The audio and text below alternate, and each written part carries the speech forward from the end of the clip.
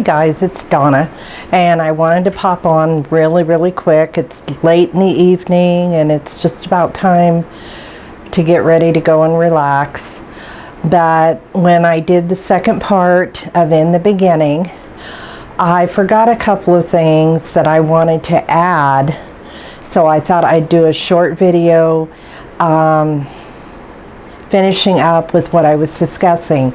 I was discussing about the issues I had with different doctors and how I'd found some wonderful ones. Now, one of the things that I was saying in the video was that the food in the cafeteria, it's so hard to get food to eat if you're a patient or an inpatient, because of the fact that everything is usually frozen processed food, which has corn derivatives in all of it. Some of the hospitals are getting better about the food that they have for patients, and I know that for me, when I was in the hospital the last time, I was really surprised.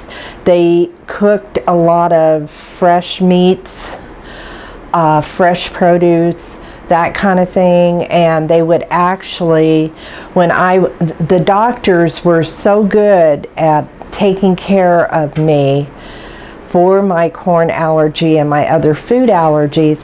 They made sure that the dietitian knew exactly what I was allergic to, what the derivatives were for corn, and they made out a list verifying everything in the kitchen that was safe or not safe.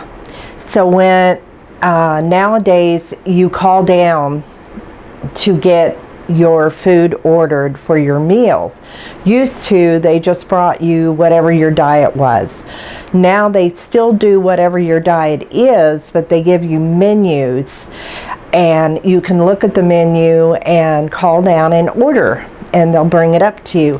Now, one of the big issues for me was that they served everything with plastic flatware. Well, of course, the plastic flatware is made from xanthan corn, or xanthan gum, which of course is made from corn. So I always requested regular flatware, and they were very happy to bring it with my food. And when I would order whatever was on my specific dietary menu, I would ask if I could have this. No. Why? It's got corn in it.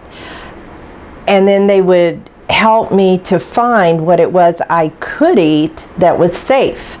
And I really appreciated that, because any other time that I've been in the hospital, that did not happen. Everything they brought me was processed. So I was able to get a good diet. I had fresh roast beef, no gravy, because the gravy, of course, had corn derivatives in it. I was able to eat baked potato. They used, I wasn't allowed sour cream, but I was able to have real butter because they knew that the margarine was corn-based.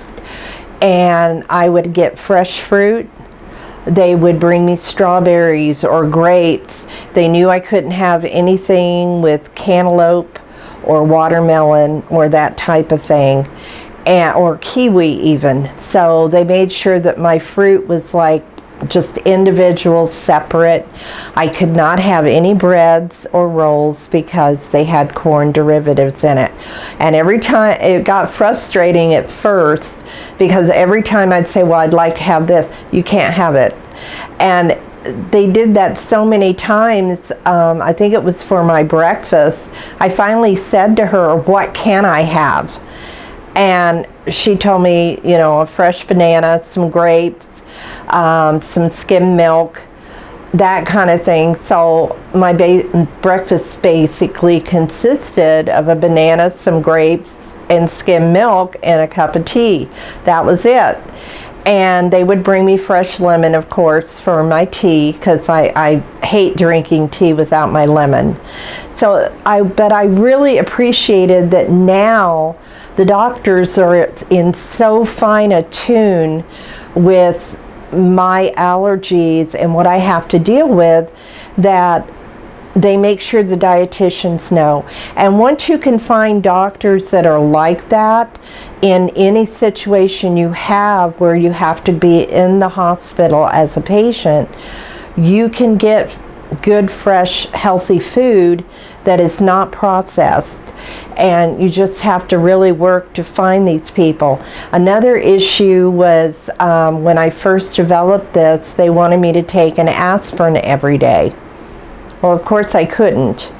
And so they sent a prescription, a compounding prescription to a compounding pharmacy to have them do a prescription for me for aspirin that was 81 milligrams, I think, and have them consult with me as to what they could use to bind it with. So they found what they could bind it with that was safe, and I never had issues when I was taking it.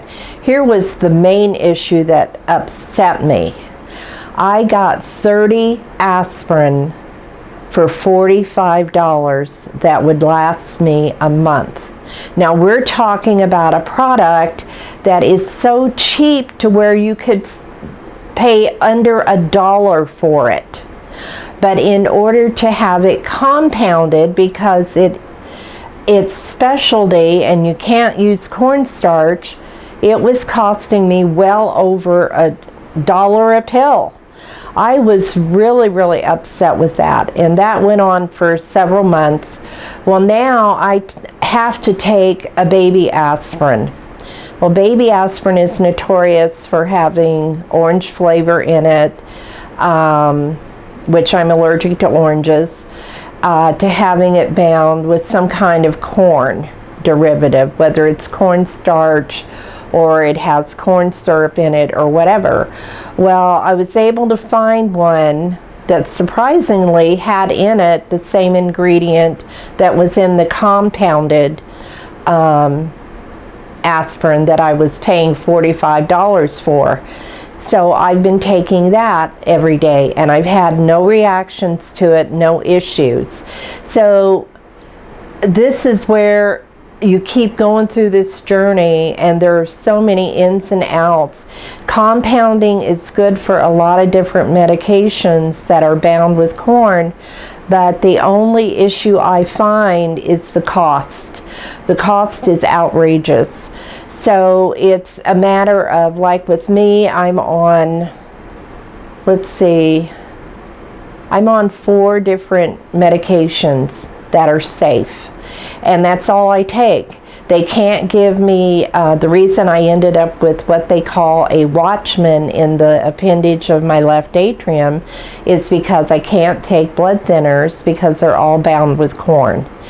And the Watchman prevents me from throwing a blood clot when I go into AFib. So I've been fortunate that the doctors I have found are listening. And you can find that there are ones that will listen to you. You just have to really advocate for yourself and tell them, hey, this is the situation. This is what I need from you. So I just wanted to get on here really quick and finish out that part 2. This is kind of part 3. But you can make it through this, guys, and survive. It's so hard because I've met so many people who are not only corn allergic, they have to be gluten-free. They can't do gluten at all. They have MCS, which is multiple chemical sensitivity.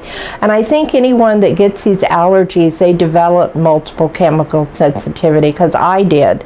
Only mine, I kept it so under control. I don't use anything scented. I stay away from people that do, because when I'm around them, I can't get my breath. So it's just kind of something that goes along with the territory of having all these allergies, but you can get through it and be safe and take care of yourself. So until next time, guys, you have a good evening and take care. See you soon. Bye.